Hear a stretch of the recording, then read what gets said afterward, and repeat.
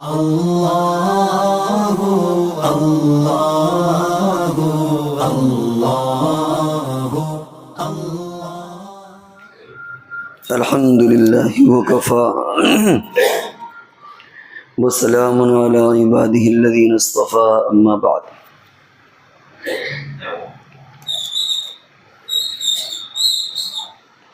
فاعوذ باللہ من الشیطان الرجیم بسم اللہ الرحمن الرحیم ومن آیاتہ ان خلق لکم من انفسکم ازواجا لتسکنوا الیہا وجعل بینکم مودۃ ورحمہ۔ اس وقت کا جو موضوع اور عنوان ہے وہ لو جہاد کے تعلق سے جو ایک پروپیگنڈا چل رہا ہے اور اس تعلق سے مسلمانوں کو بدنام کیا جا رہا ہے، تو اسلام میں اس کی حقیقت کیا ہے؟ کیا ایسی کوئی چیز ہے یا ایسی کوئی چیز نہیں ہے؟ اس تعلق سے دو چار باتیں کہنا ہے۔ انسان دنیا میں پیدا ہوا اور اللہ نے کچھ اسے اس طرح بنایا ہے کہ اس کے دل میں محبت پیدا کی۔ اب یہ محبت دو طرح کی ہوتی ہے، ایک محبت اختیاری اور ایک محبت غیر اختیاری۔ غیر اختیاری محبت تو وہ ہے کہ آدمی جہاں پیدا ہوتا ہے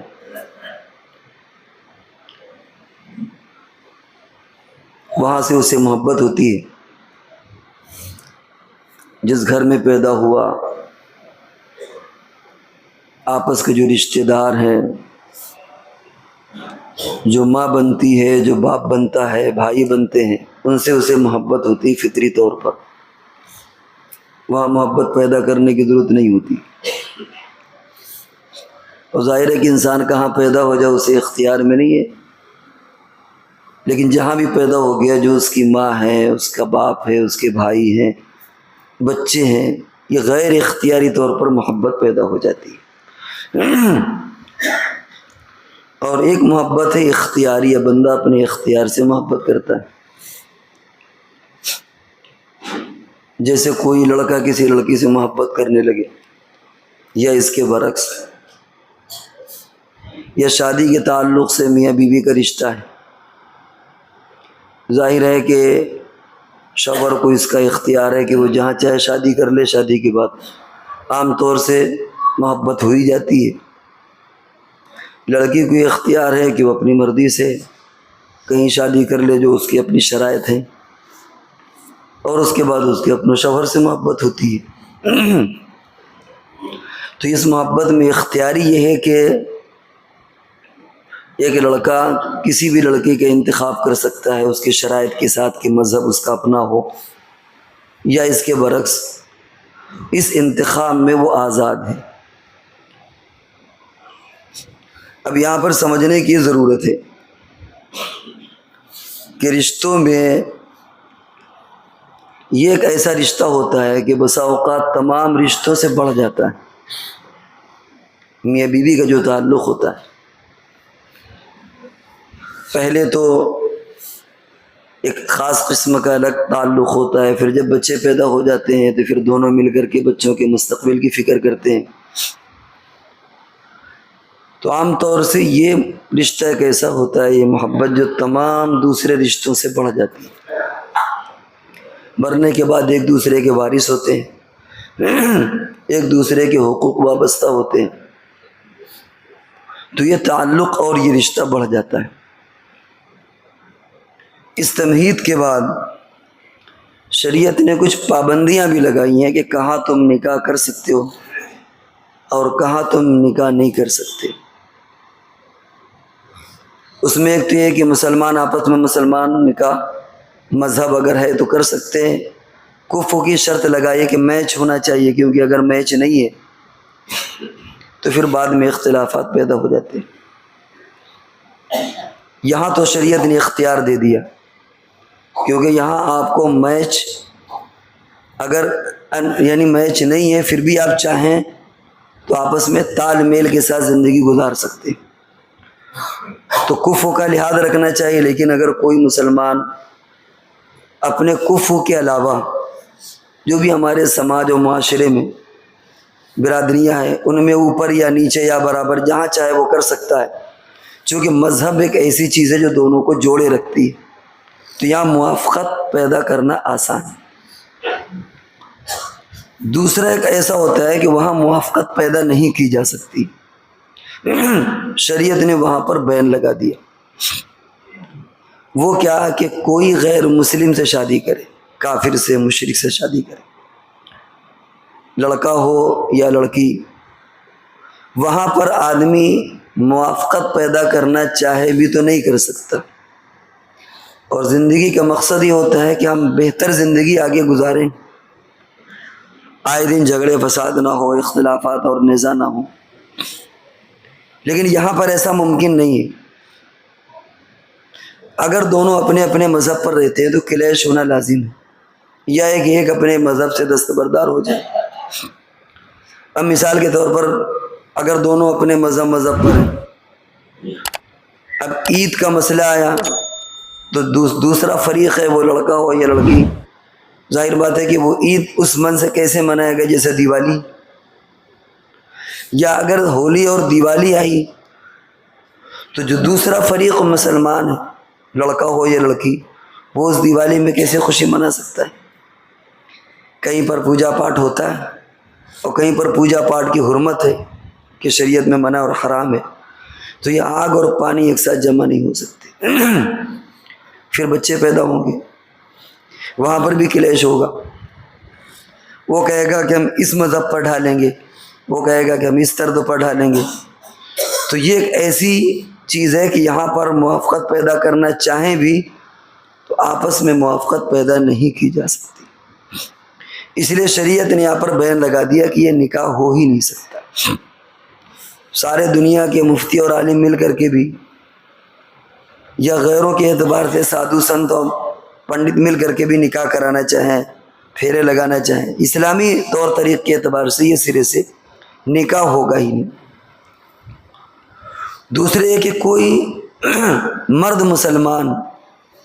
اہل کتاب کے علاوہ کہیں شادی نہیں کر سکتا کسی غیر مسلم سے۔ اہل کتاب سے مراد ہے کہ اہل کہ عیسائی یا یہودی کے علاوہ، لیکن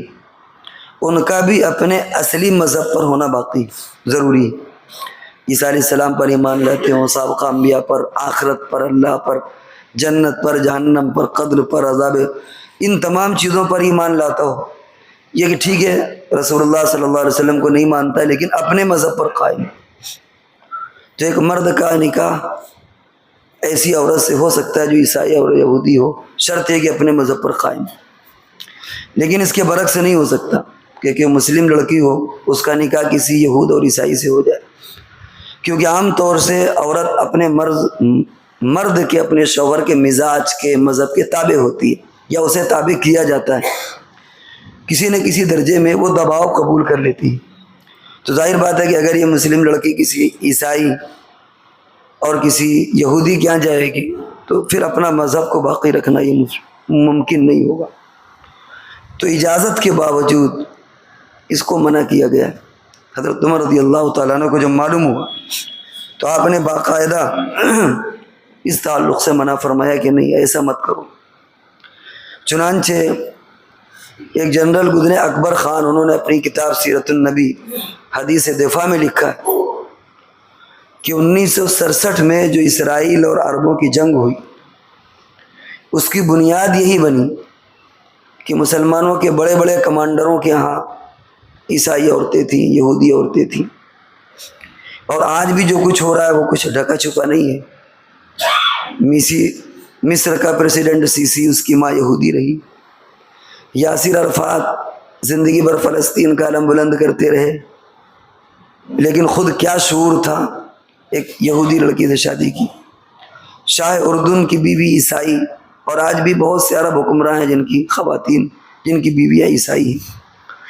تو یہ انہوں نے لکھا اپنی کتاب میں کہ باقاعدہ شکست کا سبب یہ بنا کہ یہ عورتیں جاسوسی کا کام کر کے اس طرح کی بہت ساری راز کی چیزیں اپنے کمانڈروں تک ان تک پہنچاتی تھی۔ تو اس اعتبار سے ظاہر ہے کہ یہ مزاج کے اعتبار سے ہم آہنگی نہ ہونے کے باوجود اس کے اندر دوسرے بھی خطرات ہیں، لیکن کافر اور مشرک سے تو کسی مرد کا نکاح ہو ہی نہیں سکتا، وہ چاہے بھی تو نہیں ہو سکتا۔ بلکہ رسول اللہ صلی اللہ علیہ وسلم نے اتنی ناراضگی کا اظہار فرمایا۔ ایک شخص ایمان لا چکے تھے مکی زندگی میں، اور اس وقت ایمان کے لیے ہجرت کرنا شرط تھا۔ وہ جس خاتون سے نکاح کرنا چاہتے تھے وہ انہوں نے ہجرت کر لی۔ اب انہوں نے جب نکاح کی پیشکش کی تو انہوں نے کہا کہ شرط یہ کہ تم ہجرت کر لو، مدینے آ جاؤ تو نکاح کر لیں گے، ورنہ ہم نکاح نہیں کریں گے۔ خیر، انہوں نے اس نکاح کی وجہ سے کہ اس عورت سے نکاح ہو جائے، اسلام تو پہلے ہی قبول کر چکے تھے، لیکن اس کی وجہ سے انہوں نے ہجرت کر لی۔ رسول اللہ صلی اللہ علیہ وسلم کو معلوم ہوا، آپ بہت ناراض ہوئے۔ فرمایا انما الاعمال بالنیات وانما لکل امرئ ما نوى فمن كانت ہجرته الى اللہ ورسولہ فہجرته الى اللہ ورسولہ، کہ اعمال کا دار و مدار نیت پر ہے، اور یاد رکھو انسان کو وہی کچھ ملے گا جو اس کی نیت ہے۔ اگر کسی کی ہجرت اللہ اور اس کے رسول کی طرف ہے تو پھر واقعتاً اللہ اور اس کے رسول کی طرف اسے ثواب ملے گا، اس کی ہجرت قبول ہے۔ وَإِنْ كَانَتْ هِجْرَةُ إِلَى دُنْيَا أَوْ إِلَى امْرَأَةٍ يُصِيبُهَا فَهِجْرَتُهُ إِلَى مَا هَاجَرَ إِلَيْهِ، اور اگر اس کی ہجرت کسی عورت سے نکاح کرنے کے لیے، شادی کے لیے، یا کسی دنیاوی نفع کے لیے، تو یاد رکھو کہ اس کو وہی کچھ مل جائے گا، اس کو ہجرت کا ثواب نہیں ملے گا۔ تو رسول اللہ صلی اللہ علیہ وسلم نے ناراضگی کا اظہار فرمایا۔ یہ جو بات لو جہاد کے تعلق سے آئی، اگر اسلام یہ چاہتا کہ اس تعلق سے اسلام میں اضافہ ہو، آپ یہ بتائیں کہ اسلام میں تو مزید اجازت ہونا چاہیے کہ ویلکم آئیے، نکاح کی اجازت ہونا چاہیے، حالانکہ اسلام تو منع کرتا ہے کہ اگر کوئی ایسا نکاح کرے تو وہ نکاح سرے سے منعقد ہی نہیں ہوگا، بچے پیدا ہوں گے تو وہ باپ نہیں کہلایا جائے گا، وہ بچہ ثابت النسب نہیں ہوگا۔ اور آج بھی اتنی مسلم ممالک ہیں، کہیں پر بھی اس کی اجازت اور گنجائش نہیں کہ کوئی مسلمان کسی غیر مسلم سے شادی کرے، یا کوئی غیر مسلم لڑکی کسی غیر مسلم مرد سے شادی کرے۔ اگر مقصد یہ ہوتا ہے کہ اس ذریعے سے اسلام پھیلایا جائے تو اسلام تو اس کی اجازت دیتا ہے کہ آؤ ویلکم، اور یہ ہوتا ہے کہ خوب شادیاں کرو، جیسے عیسائی مذہب کے اندر ہے کہ تم شادیاں کرو اور ان کو کنورٹ کر کے ادھر لاؤ۔ لیکن چونکہ اسلام ایک کھرا مذہب ہے، اس کو ایک کسوٹی اس کی ہے کہ اپنی خوبیاں ہیں، وہ ان بیساکھیوں کا محتاج نہیں ہے کہ محبت کے ذریعے سے دائیں سے بائیں سے بہکا کر کے۔ اسلام اس چیز کا منکر ہے، لا اکراہ فی الدین، 1000 مرتبہ جس کے سمجھ میں اسلام کی خوبیاں ہیں وہ اسلام قبول کرے، جس کے نہیں سمجھ میں آتا کوئی مسئلہ نہیں ہے۔ لیکن اس طرح کنوں کے ذریعے سے جال پھینک کر کے اسلام پہلے دن سے اس کی مخالفت کی اسلام نے، اس ہجرت کو بھی۔ اور بخاری اور مسلم، بخاری کی مشکات کی سب سے پہلی حدیث ہی یہی ہے، انما الاعمال بالنیات۔ حضور نے اس کو کنڈم کیا، رد کیا ہے کہ یہ چیز اسلامی ذوق کے خلاف ہے۔ تو ہماری ذمہ داری یہ ہے کہ ہم اس طرح کی چیزوں کو پھیلانے کی کوشش کریں غیر مسلموں سے، حالانکہ اچھی طرح وہ بھی جانتے ہیں کہ یہ ایک الزام ہے، لیکن مزید انہیں سمجھانے کی کوشش کریں کہ بھائی اسلام کے اندر ایسا کچھ نہیں ہے کہ اس نیت سے شادی کی جائے۔ جو کرتے ہیں اس کا مقصد عشق ہے، محبت، اس کا تعلق مذہب نہیں ہے۔ اور یہ چیزیں بہت پہلے سے ہوتی چلی آ رہی ہیں، آج سے نہیں ہے۔ کہتے اکبر نے جودھا بائی سے شادی کی کیونکہ زیادہ تر رائے تو یہ کہ خود راجپوتوں نے پیشکش کی تھی، ان کی رضامندی تھی، اسی لیے شادی ہو گئی۔ لیکن پھر بھی اکبر کوئی عالم اور کوئی مومن اور کوئی ایسا قابل تقلید آدمی نہیں تھا رہنما کہ بھائی اس کی بات کی اتباع کی جائے یا اس کی بات شریعت بن جائے۔ اور ہندوستان میں پہلے سے بھی ہوتا رہا کہ بہت سے مسلمان ایسے ہوتے ہیں جو غیر مسلم لڑکیوں سے شادی کر لیتے، بہت سے مسلمان لڑکیاں غیر مسلم مردوں سے شادی کر لیتی ہیں، اور اس کے الٹا بھی ہوتا ہے کہ غیر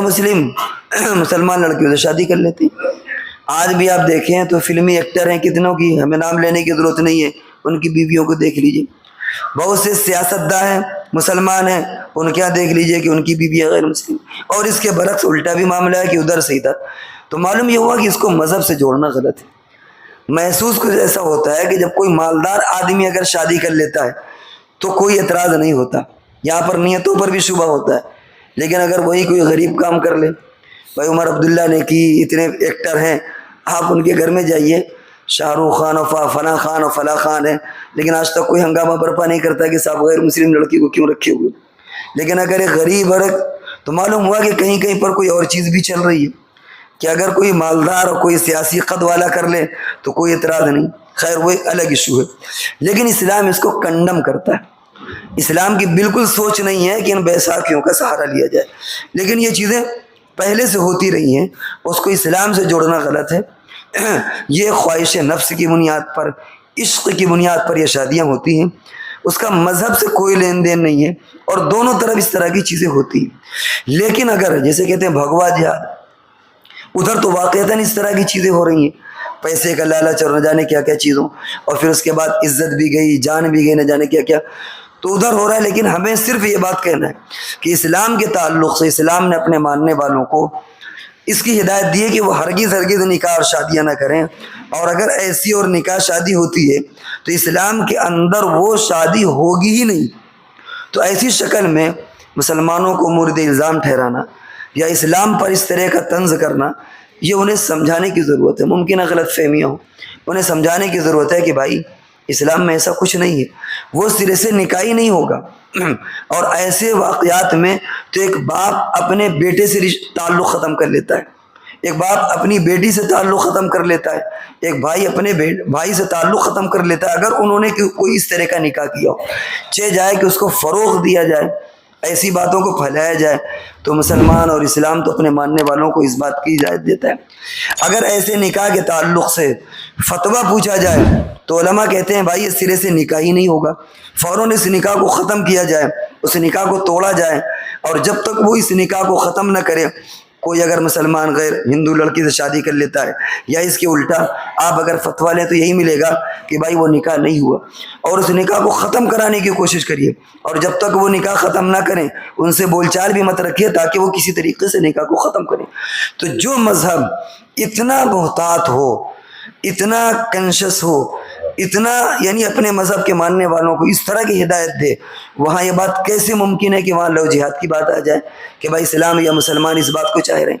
یہ خالص ایک جھوٹا پروپیگنڈا ہے۔ بہت سے لوگ جانتے ہیں اس بات کو، خود غیر مسلموں میں، اور بہت سے نہیں جانتے۔ بہرحال جو قصداً اس طرح کی چیزیں کر رہے ہیں ہمیں ان سے لینا دینا نہیں، لیکن جو بھول میں کر رہے ہیں ان کو ان باتوں کو سمجھانے کی ضرورت ہے کہ بھائی جس کو تم سازش کہہ رہے ہو، جس کو تم لو جہاد کر رہے ہو، اسلام میں تو ایسا کچھ ہے ہی نہیں۔ اس طرح کی چیزوں کو مزید بھی پھیلانے کی ضرورت ہے، اور اپنے سماج کو بھی بچانے کی ضرورت ہے کہ ہم خود اپنے بچوں کو اور اپنی بچیوں کو، آج یہ بھی ایک اس طرح کا کیس آیا، نام لینے کی ضرورت نہیں ہے، ہر جگہ اس طرح کا دکھا کیس آتے رہتے ہیں کہ صاحب کوئی مسلم لڑکی ہے غیر مسلم لڑکے سے شادی کر رہی ہے، یا کوئی مسلمان لڑکا غیر مسلم سے شادی کر رہی ہے، ہاتھ جوڑا جاتا ہے، سمجھایا جاتا ہے بھائی ایسا مت کرو، انہیں سمجھانے کی ضرورت ہے، اور حکومت کو بھی پیغام اور ان لوگوں کو تک یہ پیغام دینے کی ضرورت ہے کہ بھئی ہمارے ایسا کچھ نہیں چل رہا، ہم تو اسے خود ایکسیپٹ نہیں کرتے، ہم تو خود اسے نہیں مانتے، کیوں ایسا الزام ہمارے سر تھوپا جا رہا ہے؟ تو اس میں حقیقت کم 100% پروپیگنڈا ہے، لیکن ہمیں ضرورت اس بات کی ہے کہ ہم اس پروپیگنڈے کا بھانڈا پھوڑیں، اسے مزید اویئرنیس پیدا کریں، بیداری پیدا کریں، اور اپنے سماج میں بھی اس بات کی فکر کریں کہ بھائی خود اپنے ہم مذہب کے اندر شادی کریں جو اسلام کا ایک تقاضا ہے، ورنہ اپنے بھی ایمان جانے کا ڈر رہتا ہے۔ اللہ تبارک و تعالی ہم سب کو اسلام کی سچی سوچ پر عمل کرنے کی توفیق عطا فرمائے۔ وآخر دعوانا الحمدللہ رب العالمین۔